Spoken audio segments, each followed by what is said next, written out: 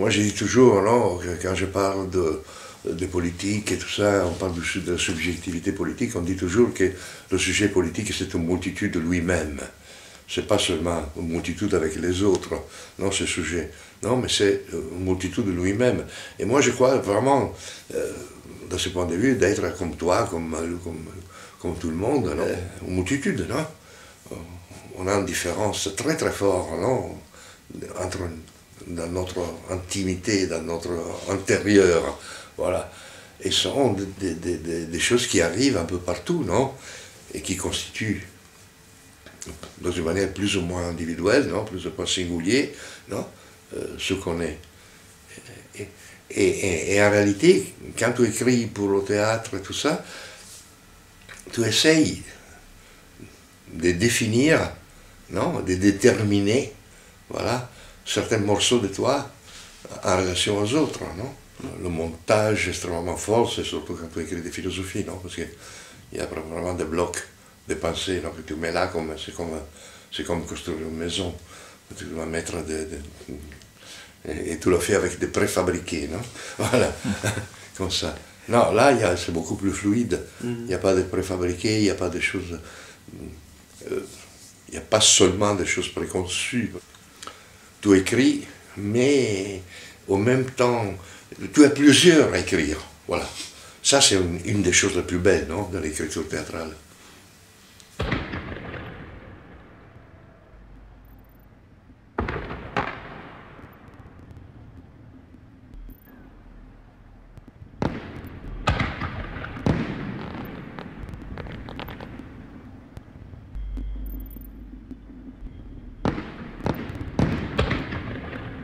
Il y a un personnage qui s'appelait Renzo, que j'ai connu quand j'étais jeune,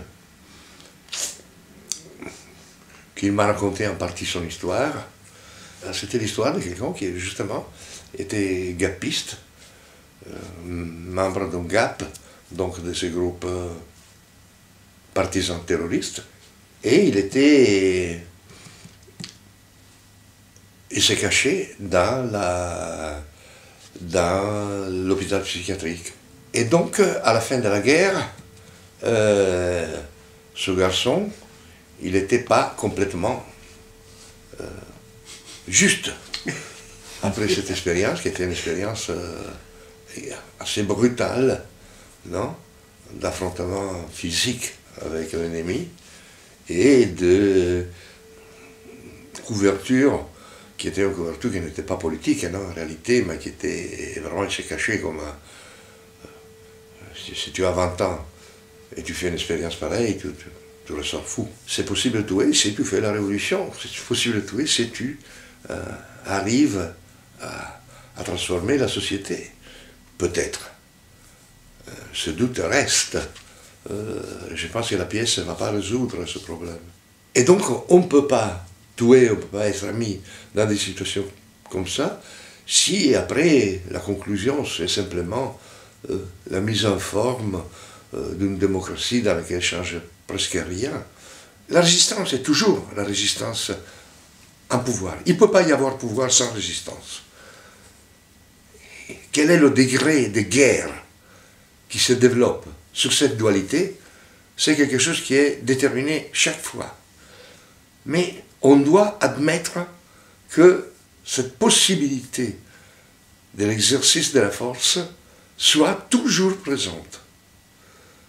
Qu'une fois que tu as considéré que le pouvoir est à deux, c'est donc un pouvoir, une action qui s'exerce sur l'action des autres, donc sur la résistance. À ce point-là, tu dois admettre qu'à force correspond force. Et donc que le problème de la critique des armes est un problème toujours actuel. La lutte est toujours ouverte, non, à des formes de résistance extrême. Autant qu'elle peut subir des forces de répression extrêmes. Donc l'intelligence consiste en quoi?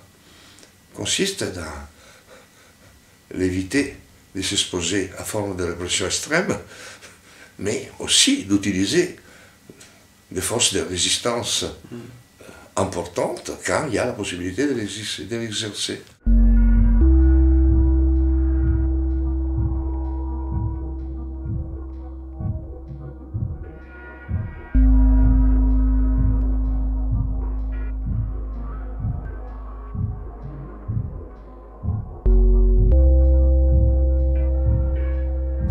pas faire la révolution sans les armes. C'est Machiavel qui dit, hein, c'est pas moi, hein, pour conquérir le pouvoir, il faut l'argent et les armes. L'argent et les armes, l'argent et les armes. Et l'argent, ça peut être aussi l'héroïsme, ça peut être aussi la mise ensemble des frères dans la lutte. Mais les armes, je ne sais pas, ça peut être même la non-violence, mais il faut savoir utiliser la force. Parce qu'il n'y a personne qui te donne le pouvoir. Donc je ne veux pas insister sur la lutte armée, parce que je pense que la lutte armée, en réalité, c'est quelque chose qui est peut-être dépassé dans les formes dans lesquelles on l'a vécu, en tant qu'héritage, si tu veux, de la révolution russe et de la résistance antifasciste et tout ça. Peut-être que ce soit, comment dire, que ce soit fini, non, cette pratique. Mais c'est clair que la résistance des pauvres contre l'oppression des riches reste un point fondamental. All'inizio della primavera la guerra era finita.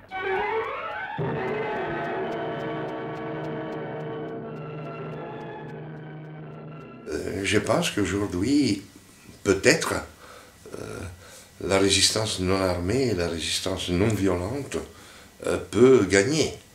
J'espère.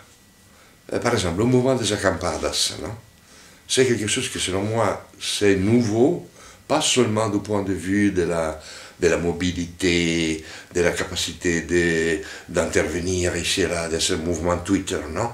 Voilà. Mais aussi du point de vue d'être solide, être ensemble dans la construction d'une ligne. Étudier ensemble, ne pas se faire représenter. Je ne sais pas qu'est-ce qui se passera en Espagne, par exemple, après les élections dans lesquelles est probable, hautement probable, que la droite gagne. Qu'est-ce que fera la droite au mouvement des indignados? Qu'est-ce qui se passera? Au fond, en Espagne, comme dans beaucoup d'autres pays, ce problème de la résistance est un problème qui est à l'ordre du jour.